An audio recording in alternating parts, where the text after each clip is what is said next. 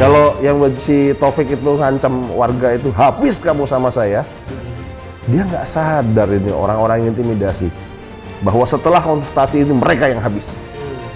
Ya. Bukan kita menghabisi, mereka menghabisi dirinya sendiri. Hari ini negara kita negara tanpa aturan, negara tanpa hukum. Kenapa? Seorang kepala negara saja senekat itu untuk nabrak hukum. Jokowi itu 2019 sudah janji loh, kita akan tuntaskan. Malah diangkat jadi Menhan.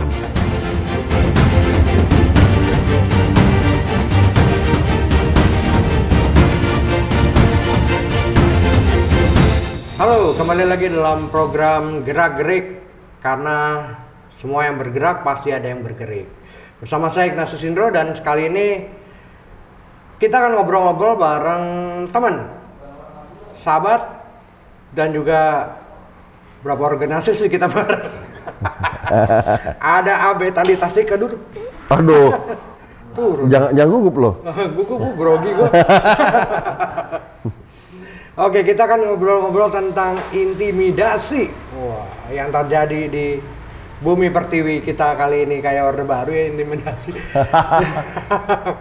Gimana menurut lo tentang intimidasi yang terjadi menjelang pemilu 2024? Makin lucu. Lucu. Makin lucu. Kayak gue dong, lucu. Oh iya, makin lucu. Jadi kan semakin terang-terangan, semakin belak-belakan. Bahkan bukan cuma orang biasa yang diintimidasi. Dalam 1 minggu terakhir itu gue lihat, pertama ketua DPRD. Iya. Iya kan? Kan gila kan itu, ada orang tiba-tiba sedang bukan menghadang sebenarnya, menyampaikan aspirasi. Cuma buka spanduk loh. Bukan bukain spanduk, iya, nggak ada masalah kan? Dan isinya juga selamat datang. Ya kan? Iya. Cuman bahwa di bawahnya kami sudah pintar pilih Pak Ganjar, gak ada yang aneh kan? Nah, Ya kan? Toh tidak melakukan tindakan yang mau mengancam, mendekati atau mau mukul kan enggak, cuman mau buka spanduk. Nah, akhirnya yang diintimidasi termasuk ketua DPRD. Dibentak-bentaklah itu sama satu yang baju putih itu, kalau lo nonton videonya, yang satu itu namanya Taufik tuh yang baju putih, ya kan? Gue nggak usah sebut dari mana ya. Satu lagi namanya Wahyudi. Nah, gitu aja. Nah, abis itu intimidasi lagi. Ya kan? Paling terbaru kan ini apa namanya? Akademisi yang Sugio Pranoto itu. Ya kan? Kampus Sugio Pranoto. Nah, itu juga lucu itu. Segitu nekatnya ya. Lo udah mau habis. Kalau yang si Taufik itu ngancam warga itu, habis kamu sama saya. Dia nggak sadar ini orang-orang yang intimidasi bahwa setelah kontestasi ini mereka yang habis. Ya. Bukan kita menghabisi, mereka menghabisi dirinya sendiri. Ya. Belum lagi kabarnya akademisi-akademisi yang belum melakukan declare ataupun petisi lah gitu, itu juga didatangi oleh didatangin oleh aparat. Lewat WA ya malah ya. Iya.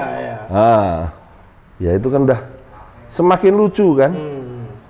Apa sih yang harus membuat mereka segitu paniknya sampai harus meminta sebuah statement bahwa orang ini sangat berjasa? Lah itu kan menjalankan amanat. Jabatan itu adalah menjalankan amanat yang dipercayakan oleh rakyat. Dia diamanatkan oleh Pak Jokowi, diamanatkan oleh rakyat tahun 2019 sebagai presiden untuk masa jabatan kedua. Ya emang menjalankan lah, kan belum selesai. Jadi penilaiannya kan juga belum bisa utuh. Bahwa beliau punya prestasi, ya kita juga tidak memungkiri. Tapi bahwa dia punya dosa, apalagi dalam beberapa bulan terakhir, ini dosanya berat banget. Nah, kalau lo ngelihat pergerakan petisi dari akademisi ini lo ngelihat nih arahnya seperti apa? Apakah memang mungkin saja ini mengarah juga pada tumbangnya rezim atau seperti apa? Ya kalau diingatkan oleh Bapak Kardinal ya, oleh Monsinyur Haryo, Uskup Agung Jakarta, yang juga seorang kardinal, penasihat Paus. Ignatius namanya sama gue. Iya, Ignatius Suharyo. Saya kira bahwa itu sebuah peringatan yang harus dicermati. Bahwa orang ketika tamak akan kekuasaan, kemudian mengobrak-abrik semua tatanan, mengobrak-abrik konstitusi, mengobrak-abrik semua aturan ditabrak, risikonya, ya kita kayaknya belum lama ya kalau pas 98 itu ya, 97 ke 98 kan belum lama kan? Ya, kok kira belum jauh lah, itu harusnya jadi pelajaran bahwa jangan main-main lah. Ya, harus memang jangan ini soal etika ini berat banget loh. Ini bukan cuma etika, semua aturan ditabrak dari usia yang di MK, melibatkan keluarga yang memutuskan secara hukum acara sebenarnya nggak boleh memutus adalah yang punya hubungan keluarga. Ya kan? Kemudian di sidang keluarlah putusan MK. Sampai terakhir ternyata ketua KPU si Hasim itu di DKPP juga dinyatakan diputuskan bersalah oleh DKPP, tapi putusannya juga putusan banci menurut saya karena nggak ada eksekusi. Ya kan, hanya memutuskan teguran keras, tidak ada yang kemudian menjurus ke pembatalan, dan saya kira memang tidak akan seberani itu. Tapi keputusan itu saya kira sudah menjelaskan bahwa hari ini negara kita negara tanpa aturan, negara tanpa hukum. Kenapa? Seorang kepala negara saja senekat itu untuk nabrak hukum. Artinya udah, apalagi yang kita bisa hargai di sini. Ya kan? Keputusan MK lalu ditambah lagi dengan DKPP yang menyatakan KPU juga tidak etis. Ini kan artinya sebenarnya pasangan 02 ini sudah tidak layak untuk sebagai calon gitu kan. Gimana menurut lo? Ya memang secara etika moral tidak layak dari awal. Tetapi sekali lagi, ini kan apa maunya yang berkuasa? Ya udah suka-suka. Dia anggap ini gini loh. Saya menilai tidak beretika itu mungkin sebelum teman-teman mengatakan itu tidak beretika. Teman-teman mungkin menyebutnya ketika waktu putusan MK. Saya menyebutnya mulai waktu dia pakai baju karnaval 17 Agustus. Oke. Ya kan? Raja, itu sangat tidak beretika menggunakan pakaian seorang raja, pakaian kebesaran raja. Dan saya kira sangat wajar kalau sampai Sri Sultan Hamengkubuwono X juga tersinggung. Orang Jawa yang paham dengan bahasa simbol tersinggung. Karena itu adalah satu bentuk penghinaan terhadap adat. Mengangkat diri sebagai raja. Ingat, beliau presiden bukan raja. Ya kan? Maunya apa? Mau jadi raja, kemudian turun-temurun dia mau seperti apa? Turun-temurun seperti Kim Il Sung di Korea Utara.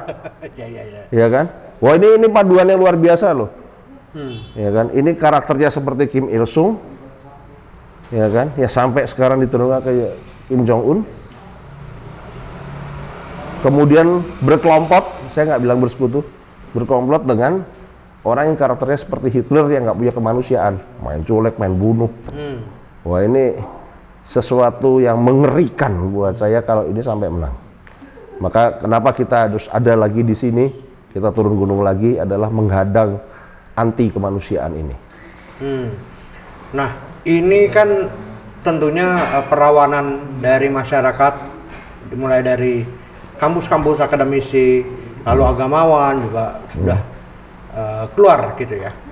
Ini di waktu tinggal mungkin 6 hari ini, menurut lo seberapa besar pengaruhnya gerakan dari akademisi dan juga agamawan?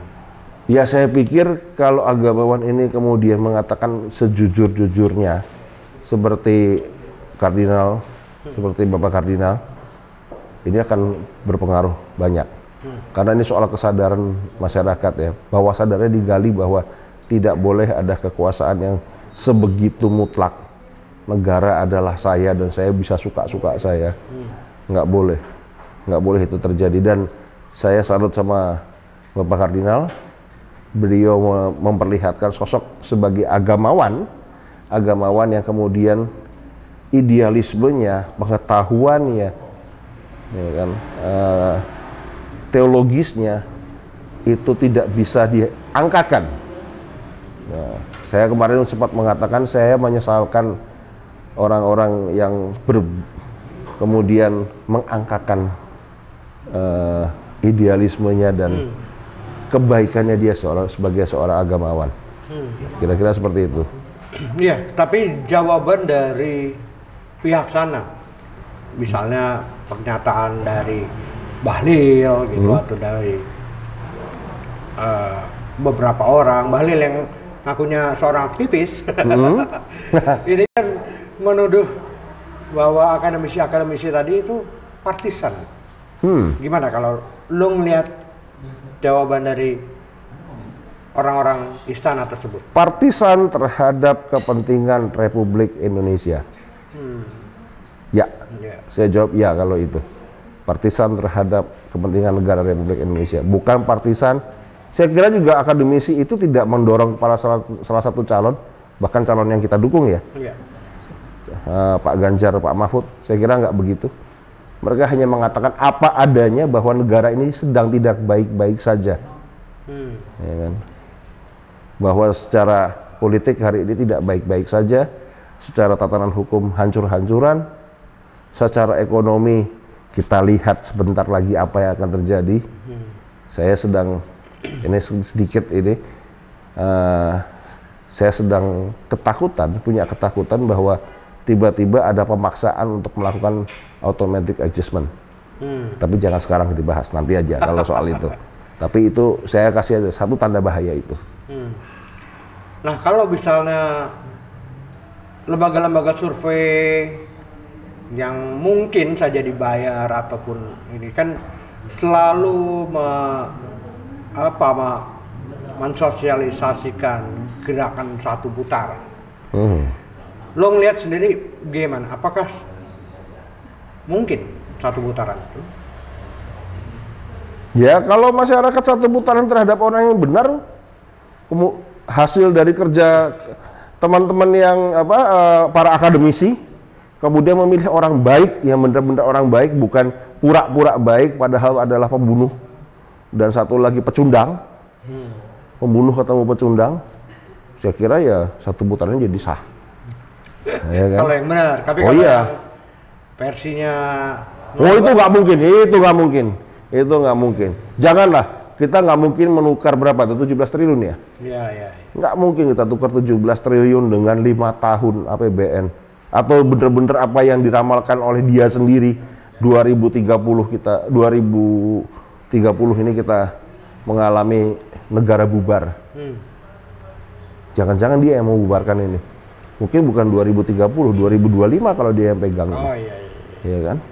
Apakah itu kampanye itu bentuk ketakutan masuknya, misalnya di putaran kedua paslon 1 dan 2 bisa bergandengan tangan 1 dan 2? 1 dan 3, sorry. 1 dan 3 bergandengan tangan mengalahkan 02.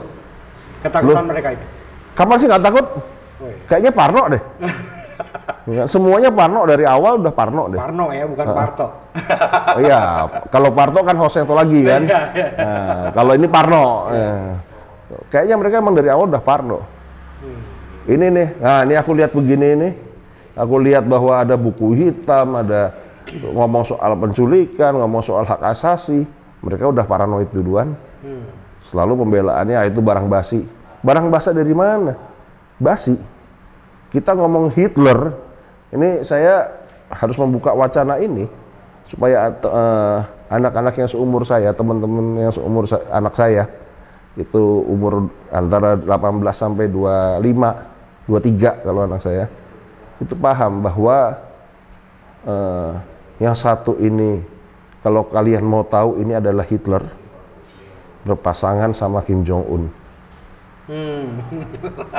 Lebih serem banget ya. Lo mau tahu seremnya kayak apa? Masa lo mau ngerasain dulu ya kan? Kira-kira seperti itulah. Kalau dibilang sama teman-teman yang sudah nyerong ke sana tuh, selalu dibilang bahwa isu HAM ini adalah isu 5 tahunan, gitu. Apa pendapat lo?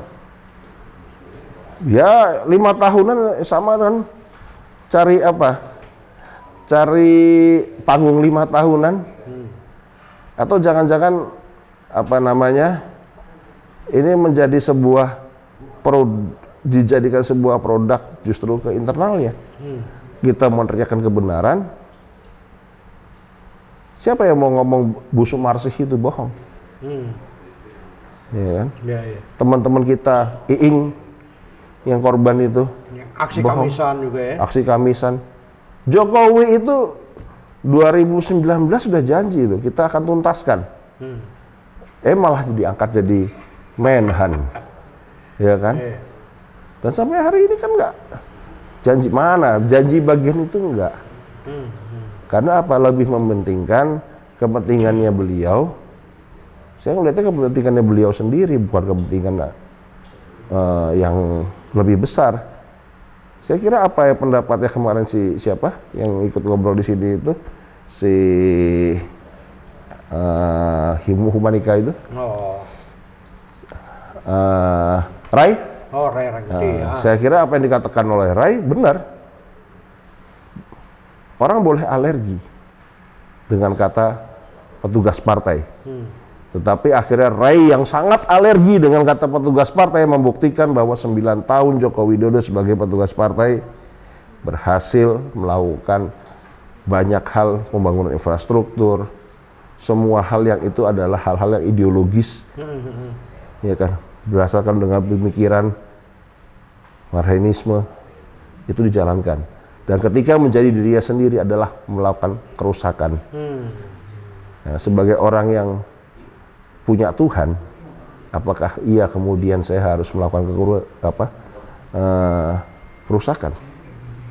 Apa ya kita biarkan itu perusakan itu harus terjadi? Ya gue sih tadinya membayangkan bahwa tahun ini udah agak leha-leha ya, nggak taunya ini harus ternyata back to the battle lagi kan? Nah, kita lihat Jokowi sekarang, apakah dia sebaiknya mundur dan digantikan seorang kiai walaupun beberapa kalau ini kesadaran moral dan kesadaran tentang apa namanya tentang penyelamatan terhadap keberadaan Republik Indonesia, maka saya legowo lah kalau Presiden ke-8 itu adalah Kiai Ma'ruf Amin. Walaupun hanya beberapa bulan lagi, tapi beliau ini orang yang baik, orang yang patuh konstitusi, bukan orang yang tukang nabrak-nabrak. Kita ke menteri-menteri di kabinet. Kemarin Bang Faisal kan sempat ngomong tuh, ya sebaiknya 15 menteri mundur. Ya. Apalagi yang terutama adalah SMI, lalu juga ada Pak Basuki, Bu Retno, itu yang utama yang bisa menggoyahkan. Bagaimana pandangan lo terhadap rencana mundurnya menteri-menteri itu? Ya, saya kira itu hak setiap orang untuk bergabung dengan kabinet dan mundur dari kabinet, ya kan. Tapi kayak khusus untuk Bu Sri Mulyani, kalau Anda yang mau dikorbankan dengan melanggar atau menabrak undang-undang, merubah APBN atau menggunakan dana tidak semestinya yang itu diatur dalam APBN, saya kira mundur adalah pilihan terbaik, ya kan? Karena apapun, saya kira Bu Sri Mulyani itu nggak mau lah kalau terlibat menghinakan dirinya yang sudah puluhan tahun kemudian menjadi seorang di-labeling sebagai seorang koruptor. Kira-kira seperti itulah. Oke, ini kita udah masuk ke penghujung ya. Kemarin pas kampanye di GBK kan ada sholawat badar. Iya. Nah, itu apa pesan dari sholawat badar ketika kampanye Ganjar Mahfud di GBK itu apa nih? Perang Badar itu ada 333 pejuang dari Islam, pejuang dari pengikut Rasulullah, dan mereka yang gugur adalah syahid. Inilah semangat membela kebenaran. Ya, membela kebenaran itu yang harus dipertahankan. Dari angka 333 itu adalah sebuah pesan yang bagi saya jelas. Kita sekarang ini bukan hanya amar ma'ruf, bukan hanya soal kebaikan, tetapi juga mengalahkan yang jahat, nahi mungkar. Jadi jangan cuma amar ma'ruf ya, tapi juga harus nahi mungkar. Karena apa? Tidak ada yang bisa menyelamatkan kalau tidak ada itu. Nyatanya setelah itu adalah pukulan kentongan. Pukulan kentongan itu terjadi kalau di desa-desa itu ada maling. Ada maling. Ya kan? Atau ada musibah. Ada kebakaran. Nah, tetapi kalau mundur pada saat zaman perang dulu, pada saat zaman perang kemerdekaan, kalau kita lihat dokumen perang, dokumentasi khas Indonesia, Belanda sudah dekat. Belanda sudah dekat, atau